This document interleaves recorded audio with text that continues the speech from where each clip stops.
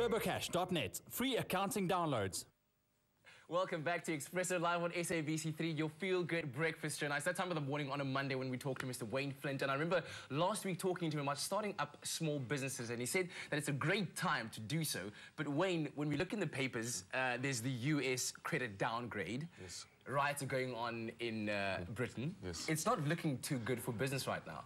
It's unfortunately, it's a time of change, and most businesses, if you look back maybe about 100 years back to when the first Great Depression started, lots of good business was started right then. So from necessity, first of all, and then also looking around and keeping things lean and mean and doing it from then.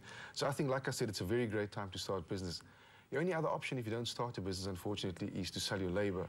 And like I said to you earlier, that's a perishable item because you only have X amount of hours in your lifetime. I can remember Oprah saying, the one thing great in the world is buying a land because God only made so much. And labor is very similar. There's only X amount of time to sell. But what you want to do is if you have an idea, and you sell your idea, you can earn passive income from your idea. So even when you're sitting back on the beach, your idea could still be earning money. Which is true, because I mean, if you compare the two, that way you can see how labor then is a perishable commodity. But I mean, when we talk about job security, wouldn't you rather enter into a big corporation where you have, you know, your finances sorted out, you have your pension, everything is kind of laid out for you? If you have a job like that, stick with it. But there aren't many jobs like that left, unfortunately. I mean, whenever companies struggle, they have to cut back on overheads. And if you look at any company's balance sheet, even although I see labor as an asset, because you get your ideas from there, whatever, but it's also the most expensive overhead on a company's books. Labor is higher than rent, whatever. So when they need to cut back 25%, it's across the board. So unfortunately, they have to cut back jobs. So it's only as secure as sort of times make it. So at this time, it's not a very secure option. Yeah. If you had to look at the industry right now, if I can tap your mind for some ideas, what would you say are some of the emerging industries or emerging markets that do kind of open up the field for young businesses? Well, the one thing I've looked at yesterday was an interview, I think, on Carte Blanche, where they mentioned that the biggest growing economies in the world are China and India. Surprisingly, by 2020, they both would surpass the American economy, which is on a downgrade. And the one thing they mentioned that South Africa has, especially in cities like Cape Town and Durban, is tourism. We're looking at, in the next 4 to 5 years, 1 million Chinese tourists. These are markets that we haven't seen much of.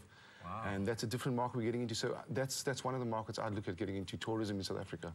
Do you think we're going to see a benefit? I mean, being part of the BRICS nations, with India and China being such big growing economies, are we going to see a benefit? I mean, obviously, from the tourism point of view, yes. I think that we're more capable of dealing with China and India than we were with America, because there was lots of restraints of trade as far as that goes.